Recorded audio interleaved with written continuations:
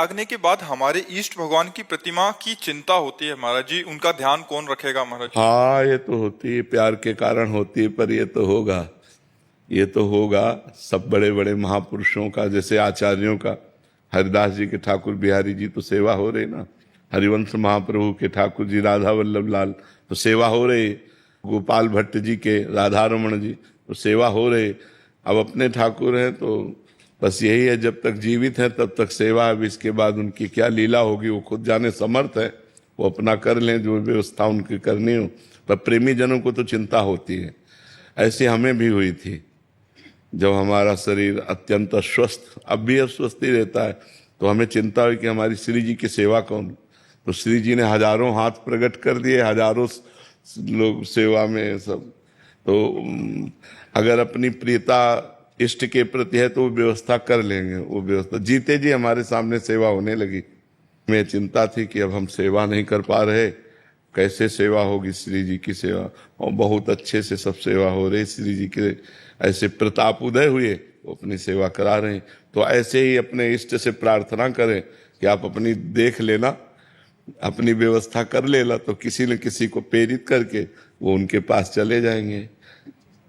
जैसे एक वयोवृद्ध माता मथुरा में रहती थी, तो ठाकुर मदन मोहन जी उनके घर में रहते थे, तो सेवा करती थी। तो उनको चिंता हुई कि मेरे बाद इनकी सेवा कौन करेगा। तो भिक्षा मांगने गए सनातन गोस्वामी, तो ठाकुर जी ने कहा इनको दे दो हमें, सनातन गोस्वामी को दे दिया। और आज भी मदन मोहन जी करौली में है, करौली में मदन मोहन जी विराजमान है, तो ठाठ बाट से सेवा हो रही ठाकुर जी की। तो अपने ठाकुर जी से प्रार्थना कर दे कि जब तक हम जीवित है, हमारे शरीर में बल है, तब तक हम आपकी सेवा में, इसके बाद आप अपनी कोई व्यवस्था कर लेना, ऐसे मत बैठे रहना, नहीं तो हमें चिंता है, ऐसी बात करोगे तो कर लेंगे, ऐसी व्यवस्था कर लेंगे जी। ये होती है, प्रेमी जनों को होती है, ये हमारे बाद हमारे इष्ट को कौन दुलार करेगा, ये होता है, ऐसा होता है, ऐसा होता है, मतलब बहुत जोर से होता है। जब शरीर को कोई हानि नजर आती है कि अब कभी छूट सकता है, तब लगता है कि इनको कौन दुलार करेगा, इनको कौन सेवा करेगा, हम जैसे प्यार करते हैं वैसे इनको कौन। यही प्रेमी जनों का प्यार। यद्यपि भगवान तो अविनाशी सच्चिदानंद घन कणकणवासी है, पर यह भक्तों का एक अपना लाड़ होता है, एक अपना प्यार होता है जी।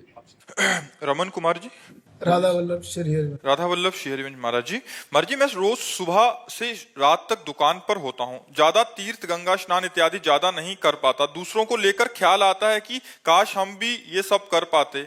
ये इस विचार से कैसे मुक्ति पाए? नाम से बढ़कर के कोई तीर्थ नहीं है, और आप दुकानदार हो तो बहुत बढ़िया समय आपको मिलेगा। ग्राहक में भगवान की भावना करो और ईमानदारी की तौल रखो और ईमानदारी का मुनाफा रखो और उसके अनुसार व्यवहार करते हुए नाम जप करो। तीर्थ में बैठे हो आप, अपनी दुकान में हो, मानो तीर्थ में बैठे हुए हो। जहां भगवान का नाम है वहां समस्त पवित्रता रहती है। जो निरंतर भगवान का नाम जप करते हैं वो तीर्थों को तीर्थत्व प्रदान करने की सामर्थ्य रखते हैं। तीर्थी कुर्वन्ति तीर्थानि, वो तीर्थों को भी, तो नाम जप बहुत बड़ी पवित्र वस्तु है। तो आप सोचो कि वो तीर्थ जा रहे हैं और मैं बैठे बैठे नाम जप कर रहा हूं, भगवान की हम पर बड़ी कृपा है। नाम जप करते हुए बेईमानी ना करो, कम मत तौलो।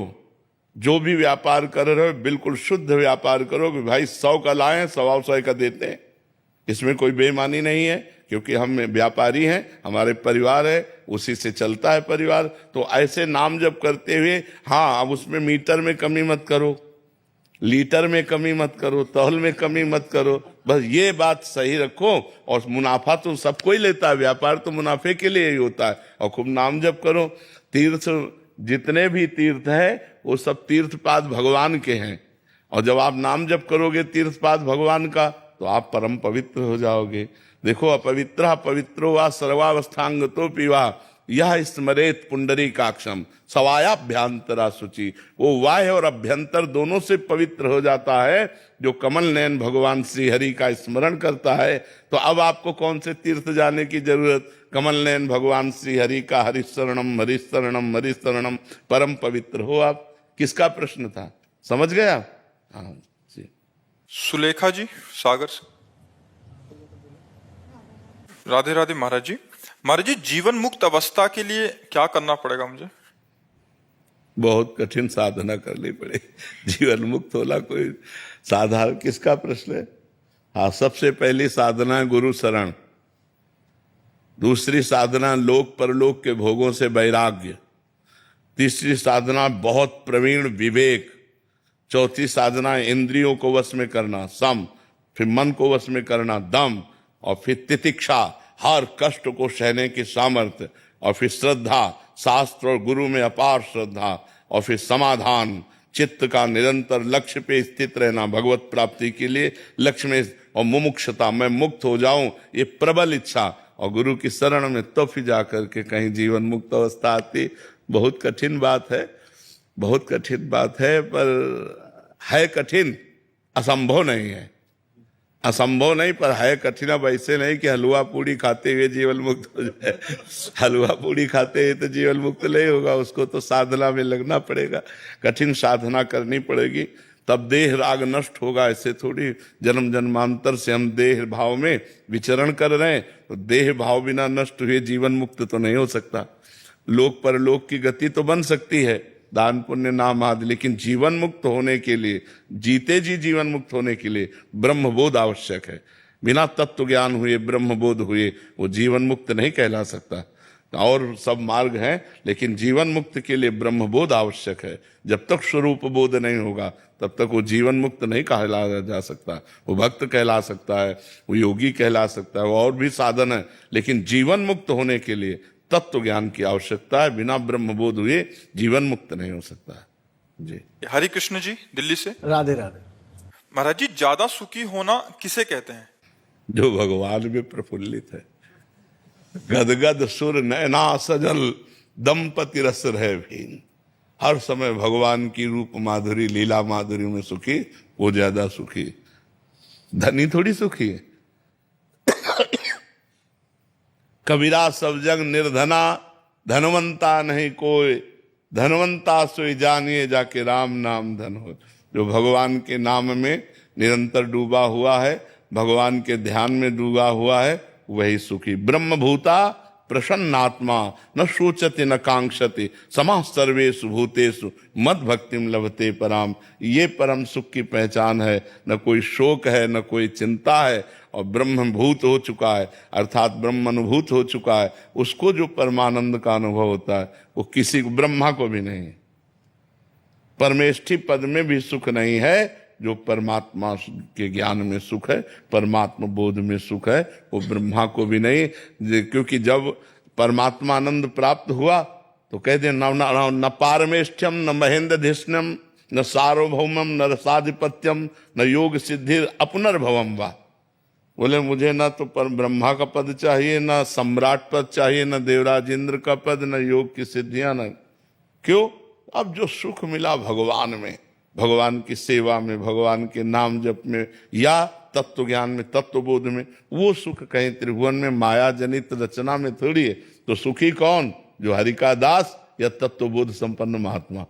इसके अलावा और कोई सुखी नहीं। सुखी है तत्वबोध संपन्न महात्मा या भगवान का जो नाम जप करते हैं, भजन करते हैं, ईमानदारी से चलते हैं, सच्चाई से चलते हैं, पाप कर्म नहीं करते, वही सुखी है। अन्यथा सब दुख के पछड़े में फंसे हुए हैं। चाहे अरबों रुपया बैंक में हो, क्लेश, अशांति, चिंता, शोक, भय, ये सब सताते रहते हैं। जी, प्रेरणा दीक्षित जी। राधे राधे। राधे राधे महाराज जी। महाराज जी, जब मन कुछ कहे और हृदय कुछ और, तो उस समय हम क्या चुने? सही मार्ग कैसे पहचाने? अब पहले ये बता, तुम हृदय किसे कहते हो, मन किसे कहते हो? अपनी पहचान आपने विभाग कर दिया। हृदय किसे तुम कहते हो, मन किसे कहते हो? लोग कहते हैं ना दिल से हम कह रहे हैं, तो दिल थोड़ी कुछ कहता है। दिल तो धड़कता है सिर्फ, वो कहता थोड़ी कुछ है, वो तो धड़कने का कार्य करता है। अंतःकरण में चार हैं, एक है बुद्धि, एक है मन, एक है चित्त, एक है अहम। बुद्धि निर्णय करती है ये करना चाहिए या नहीं करना चाहिए। बुद्धि का काम है निश्चय करना, और बात को पेश करना ये मन का काम है, और उस बात का चिंतन करना ये चित्त का काम है, और उसको स्वीकार करना ये अहम का कार्य है। तो अब ये बताओ, आप इसमें किस विषय की बात कर रहे हो? इसमें मन का और बुद्धि का। हाँ, आप पकड़, ये हम आपको जानकारी दिलाना चाहते थे।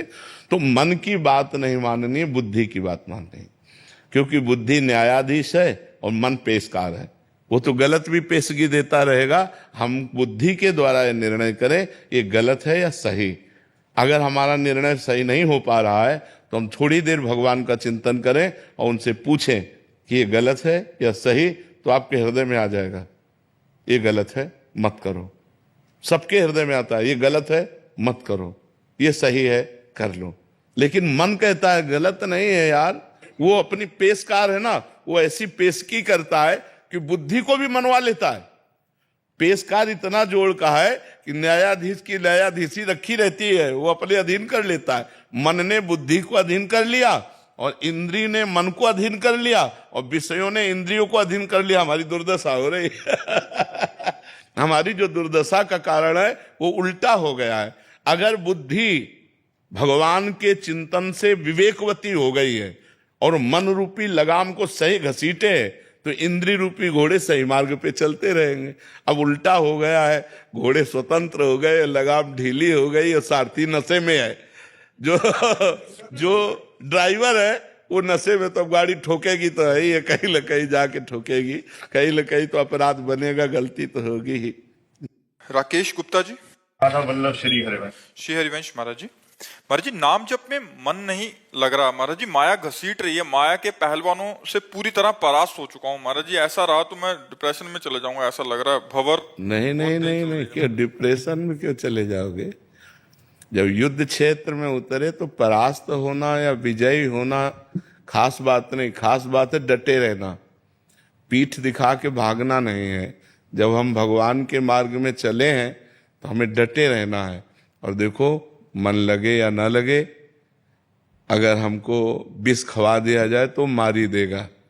हम श्रद्धा से पिए या अनजाने में पिए, आग को अगर कोई भूल से छू ले या सही में छुआ दे तो जला ही देगी, क्योंकि उसमें दाहिका शक्ति है, विष में मारण शक्ति है और नाम में तारण शक्ति है।